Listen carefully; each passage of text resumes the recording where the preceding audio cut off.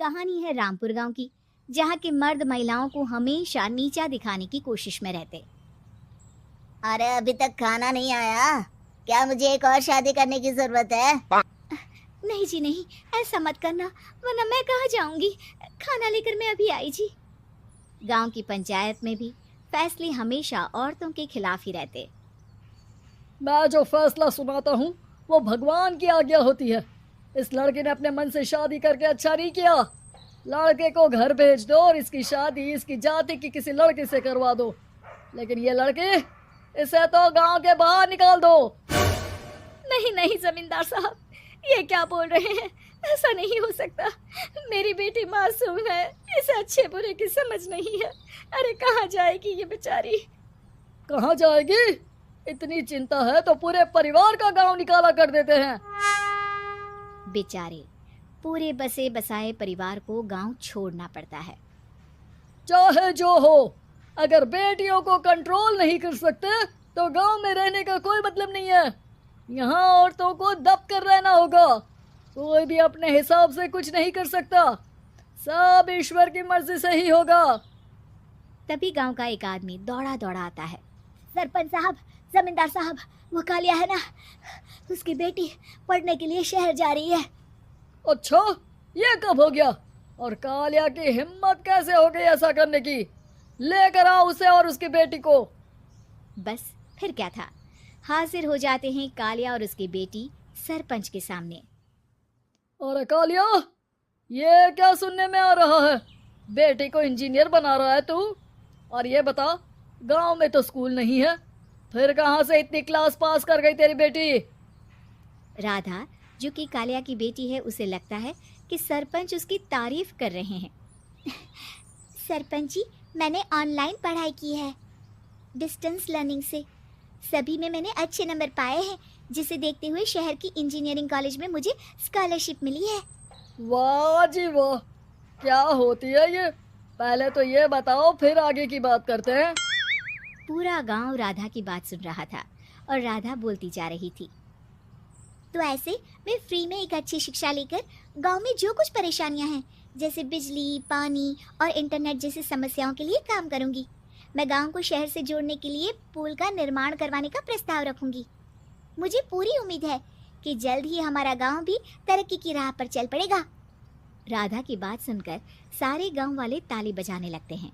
सरपंच को समझ नहीं आता कि वो क्या करे। चुप रह नादान लड़की, गांव के खिलाफ जाने के लिए तुझे गांव से बेदखल कर दिया जाएगा, वो भी पूरे परिवार के साथ। और हाँ, अगर ठीक से गांव में रहना चाहती है तो ये पढ़ाई लिखाई छोड़ दे। हम तेरे लिए गांव का कोई होनहार लड़का देखेंगे। तभी गांव का एक आदमी बोल पड़ता है। अरे नहीं नहीं सरपंच जी, राधा बिटिया जो बता रही है, अगर वैसा हो जाए तो हम लोगों को पैसा कमाने के लिए बाहर नहीं जाना पड़ेगा। हाँ जी, और ना ही कोसों दूर पानी के लिए भटकना पड़ेगा। हमारे बच्चे भी अच्छी पढ़ाई कर सकेंगे और आगे बढ़ेंगे, ना कि हमारी तरह खेती करते बैठेंगे। क्यों गांव वालों, राधा बिटिया का साथ देना चाहिए ना। सरपंच देखता है कि गांव राधा के साथ है तो वो चुप हो जाता है। वो घर आकर अपने सलाहकार से बात करता है, जो बहुत ही चालाक किस्म का इंसान होता है। अरे सरपंच साहब, आपको बहुत ही होशियारी से काम लेना पड़ेगा।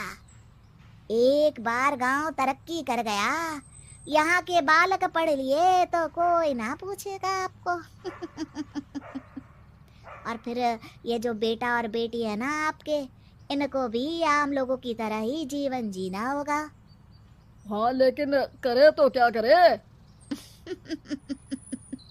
वो ना आप मुझ पर छोड़ दीजिए, बस मैं जैसा बोलूं करते जाइए। अगले रोज सुबह जब गांव वाले सोकर उठते हैं तो राधा के घर के बाहर और साथ ही वो लोग जिन्होंने राधा का सपोर्ट किया था, उनके घर के आगे लाल रंग से कल आऊंगी लिखा होता है। कल आऊंगी? ये क्या होता है? अरे यह तो खून से लिखा है, लगता है कोई भूत प्रेत या चुड़ैल का साया है। चलो सरपंच जी के पास चलते हैं। सभी सरपंच के पास जाकर उसे सारी बात बताते हैं। अरे ये तो बड़ी मुश्किल की बात है। चलो, मैं एक बाबा को जानता हूँ, उन्हें बुला लेता हूँ। सरपंच बाबा को लेकर गांव के घर के बाहर जाता है। ओहो, तो ये वो चुड़ैल है जो उन लोगों को निशाना बनाते हैं जो गांव को बदलने का सपना देखते हैं। वो गांव को ऐसे ही संपन्न देखना चाहती है। वो नहीं चाहती कि कोई बाहरी यहाँ का कायाकल्प करे। क्या तुम लोगों में से किसी ने गांव को बदलने की सोच रखी है? तभी राधा की माँ रोते रोते आती है। मेरी राधा घर से गायब हो गई है। अरे कोई तो बचाओ, मेरी बच्ची कहाँ गई? ले गई वो चुड़ैल, तेरी बच्ची को ले गई।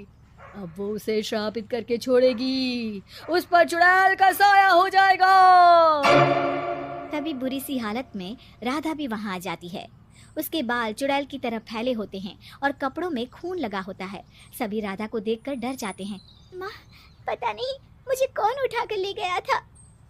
अरे दूर दूर हो जा चुड़ैल, अब हम लोग इस गांव में नहीं रुकेंगे। अरे कैसी बातें कर रहे हैं आप? कल तो आप मेरे भरोसे गांव का हुलिया बदलने, अपने बच्चों को पढ़ाने और तरक्की उन्नति की बात कर रहे थे, तो आज क्या हो गया आपको? ये फिर तुम लोगों को बहकाएगी। ये चुड़ैल गांव में आ चुकी है। ऐसे ही ये तुम्हारे घर के बच्चों को भी ले जाएगी। गांव वाले राधा को गांव से बाहर निकाल देते हैं। उसके माँ बाप रोते रहते हैं, लेकिन गांव वाले नहीं मानते। मैं भी अपनी बहन के साथ गांव के बाहर रहूंगा, लेकिन वो पढ़ाई नहीं छोड़ेगी। वहीं सरपंच के घर पर सलाहकार कहता है, देखा, सांप भी मर गया और लाठी भी नहीं टूटी। लेकिन अगले ही दिन सरपंच के घर के बाहर भी वही शब्द लिखे होते हैं। और फिर सरपंच की बीवी कहती है, हमारी बेटी को किसी ने अगवा कर लिया है। तभी राधा का भाई वहां आ जाता है। अरे गांव वालों, मैंने सरपंच जी की बेटी को देखा था। वो चुड़ैल उसे उठाकर ले जा रही थी। अरे क्या मजाक कर रहे हो? नहीं नहीं सरपंच जी, आप नहीं जानते। वो चुड़ैल अब आपकी बेटी में आ जाएगी, जैसे राधा के अंदर आ गई थी। तभी सरपंच की बेटी वैसी ही हालत में वहां आती है जैसे राधा आई थी। पापा, पता नहीं कैसे मैं गायब हो गई थी। चुड़ैल, इसके अंदर भी चुड़ैल का साया है, मारो इसे।